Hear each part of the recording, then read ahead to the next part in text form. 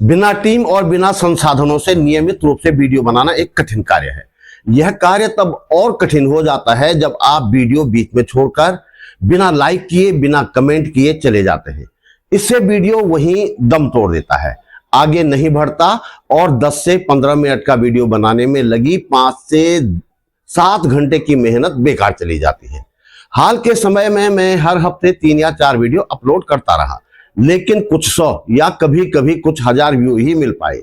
ऐसी स्थिति में साथियों ने सलाह दी कि हफ्ते में सिर्फ 2 वीडियो डालो, एक साप्ताहिक समाचारों के विश्लेषण का और दूसरा किसी विषय पर उस विषय के जानकार के साथ बातचीत का।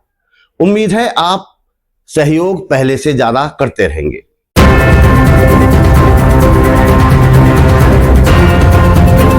नमस्कार, बात बोलेगी के साप्ताहिक कार्यक्रम हफ्तावारी खबर बात में आपका स्वागत। मेरा नाम है त्रिलोचन भट्ट और मैं करता हूं जन सरोकारों की बात। बात बोलेगी एक ऐसा आंदोलन है जो घोर आर्थिक संकट के बावजूद चलाया जा रहा है। इस आंदोलन को आपके आर्थिक सहयोग की सख्त आवश्यकता है।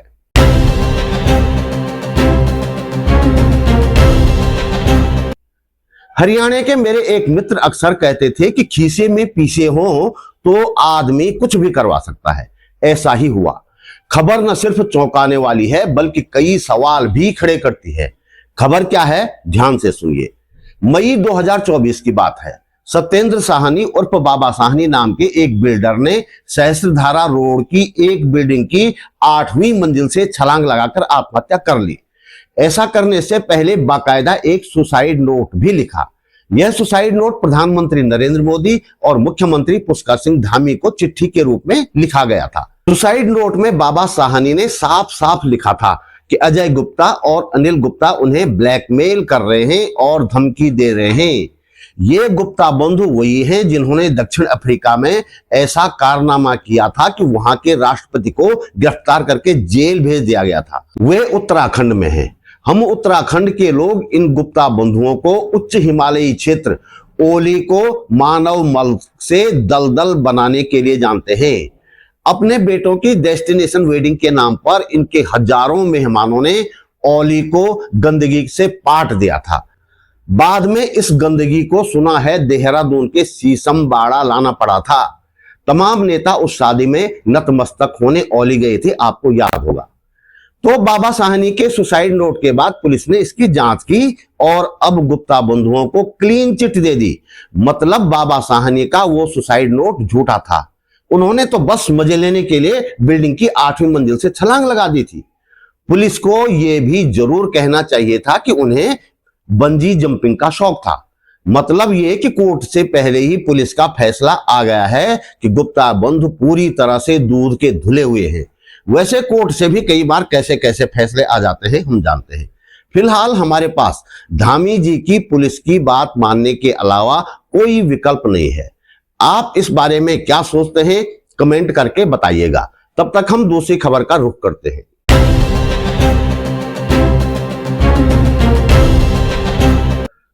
उपनल कर्मचारी नियमितीकरण की मांग को लेकर कई दिनों से धरना दे रहे हैं। देहरादून में कांग्रेस और वाम दलों के कई नेता और अन्य संगठन उनकी मांग के समर्थन में धरने पर गए। सरकार ने तरह तरह से इस आंदोलन को कुचलने की कोशिश की। कभी आवश्यक सेवा अधिनियम यानी एस्मा लगाया तो कभी मांगे पूरी करने का आश्वासन देकर भी मांगे पूरी नहीं की। बाद में समाधान ये दिया कि जिन कर्मचारियों ने 12 साल काम कर लिया उन्हें समान काम का समान वेतन दिया जाएगा। यानी कि 12 साल से ज्यादा वालों को तनख्वाह तो परमानेंट वाले कर्मचारियों की तरह मिलेगी, लेकिन नियमित नहीं किया जाएगा। 12 साल से कम नौकरी वाले मचाते रहे हल्ला। इसे कहते हैं बांटो और राज करो की नीति। नीति काम आई।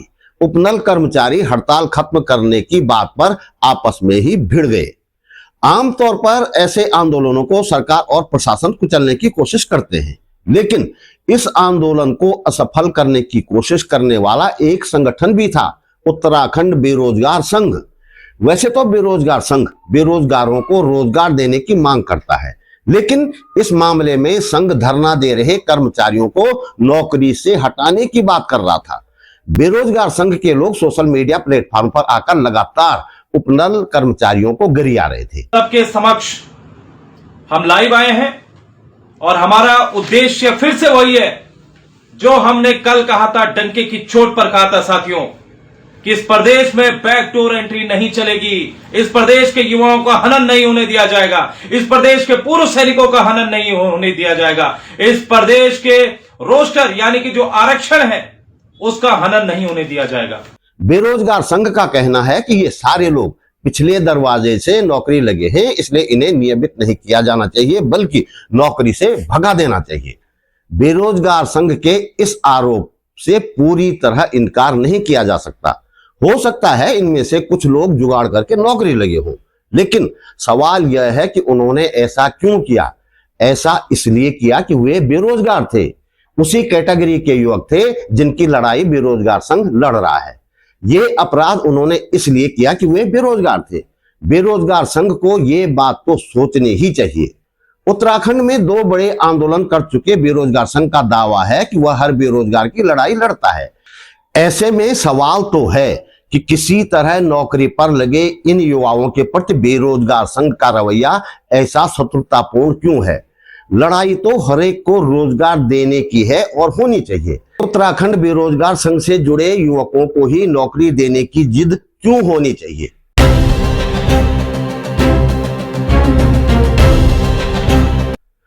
हाल के दिनों में उत्तराखंड ने अपने 2 आंदोलनकारी पुरोधाओं को खो दिया। 25 नवंबर को उत्तराखंड राज्य आंदोलनकारी और पूर्व कैबिनेट मंत्री दिवाकर भट्ट का 79 वर्ष की उम्र में निधन हो गया। स्वर्गीय दिवाकर भट्ट राजनीतिक जीवन में ब्लॉक प्रमुख से लेकर कैबिनेट मंत्री तक पहुंचे। सामाजिक संघर्षों में ट्रेड यूनियन से शुरुआत करके हुए उत्तराखंड राज्य आंदोलन के शीर्षस्थ नेताओं में शामिल हो गए। राज्य आंदोलन के दौरान वे एक ऊर्जावान नेता के रूप में उभरे। उन्होंने ऊंचे खैट पर्वत पर भी धरना दिया और श्रीनगर के श्रीयंत्र टापू पर भी। हालांकि ऐन आंदोलन के दौरान आंदोलन में अग्रणी भूमिका निभा रहे उत्तराखंड क्रांति दल में 2 फाड़ भी उनकी अगुवाई में ही हुआ। राज्य बनने के बाद वे पहला विधानसभा चुनाव हार गए थे। 2007 में दूसरा विधानसभा चुनाव यूकेडी यानी उत्तराखंड क्रांति दल के टिकट पर जीता और बीजेपी को समर्थन देकर कैबिनेट मंत्री बन गए। उनके साथी और समर्थक उन्हें फील्ड मार्शल कहते हैं। बताते हैं कि उत्तराखंड राज्य के अग्रणी नेता और पहाड़ के गांधी कहे जाने वाले स्वर्गीय इंद्रमणि बड़ौनी ने उन्हें फील्ड मार्शल की उपाधि दी थी। यह उपाधि वास्तव में एक सैन्य उपाधि है। स्वर्गीय दिवाकर भट्ट को फील्ड मार्शल प्रतीकात्मक रूप से कहा गया होगा, यह संदेश देने के लिए कि उन्होंने राज्य के आंदोलन में वही किया जो field marshal general Sam Manekshaw और जनरल केएम करियप्पा ने दुश्मन देशों के साथ युद्ध में किया था। सीपीआई माले से जुड़े जल, जंगल, जमीन और जन मुद्दों पर लगातार संघर्ष करने वाले राजा बहुगुणा का 28 नवंबर को निधन हो गया। उनकी उम्र 68 वर्ष थी। स्वर्गीय राजा बहुगुणा 70 के दशक में जन आंदोलनों में उतरे तो जीवन पर्यंत जनता से जुड़े रहे। उत्तराखंड राज्य बनने से पहले और उसके बाद वे लगातार सक्रिय रहे। सीपीआई माले से जुड़कर वे उत्तराखंड में गरीब, गुरबों और सत्ता के सताए लोगों की आवाज बन गए। वे सीपीआई माले के राज्य सचिव भी रहे और वर्तमान में पार्टी के केंद्रीय कंट्रोल कमीशन के चेयरमैन थे। वे उत्तराखंड राज्य आंदोलन सहित कई आंदोलनों में शामिल रहे। हल्द्वानी और आसपास के क्षेत्रों में जब भी सत्ता प्रतिष्ठान ने गरीबों पर अत्याचार किया, वे पहाड़ बनकर सत्ता के सामने खड़े हो गए। जन आंदोलनों के दोनों पुरोधाओं को हमारी श्रद्धांजलि।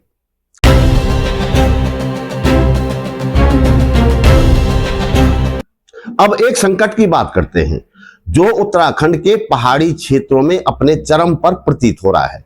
लोगों की समझ में नहीं आ रहा है कि इस संकट से कैसे निपटा जाए।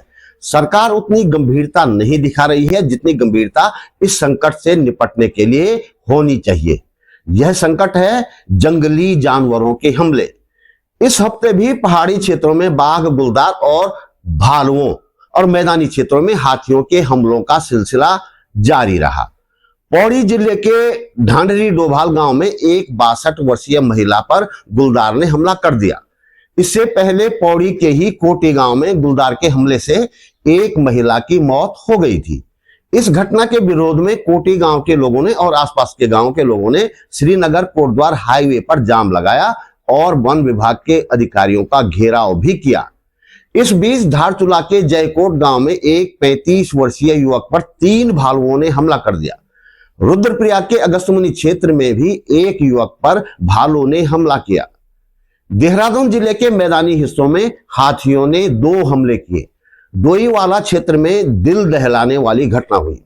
माता पिता के साथ स्कूटर पर जा रहे 12 साल के बच्चे को हाथी ने मां बाप के बीच में से उठा लिया। मां बाप शोर मचाते रह गए और हाथी ने बच्चे को पटक कर मार डाला। इसी क्षेत्र में एक बुजुर्ग पर भी हाथी ने हमला किया, जिससे बुजुर्ग का हाथ टूट गया।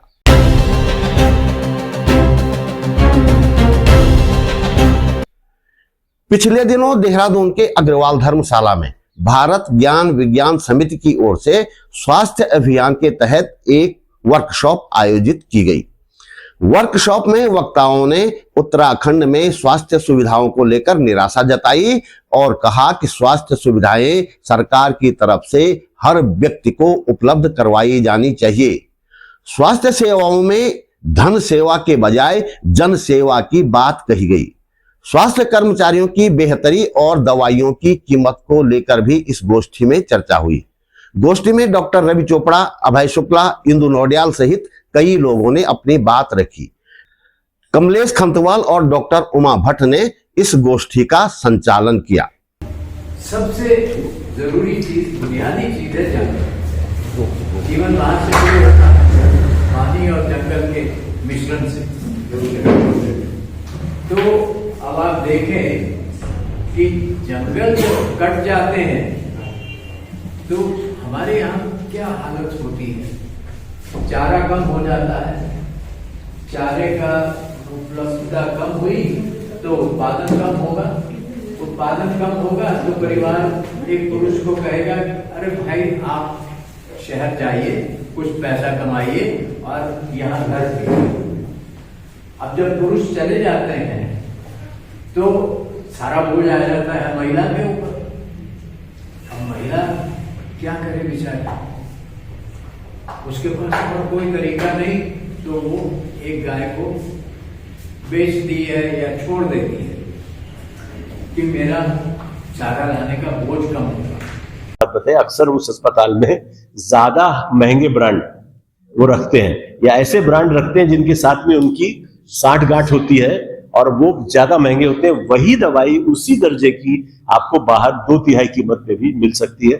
कैंसर की दवाइयां या और भी कई ऐसी महंगी दवाइयां हैं जिनके इक्विवेलेंट्स या सेम दवाई आपको बाहर कम अगर दर्जे में मिल रही है। वो एक अपने आप में काम है, थोड़ा ढूंढ के रखना कि वो कहाँ पे इस प्रकार की दवाइयां मिल सकती है, लेकिन आप बाहर से खरीद सकते हैं, आपका अधिकार है। और वही चीज टेस्ट के बारे में भी है कि टेस्ट अगर अस्पताल में लिखा गया है, MRI, CT scan, blood test कोई भी है, तो उसी अस्पताल से कराना चाहिए। ऐसा कोई भी दबाव या रिस्ट्रिक्शन नहीं होना चाहिए। आपको जहां से ठीक लगे आप वहां से टेस्ट करा सकते हैं। हाँ, तो वो उसके बारे में आते हैं।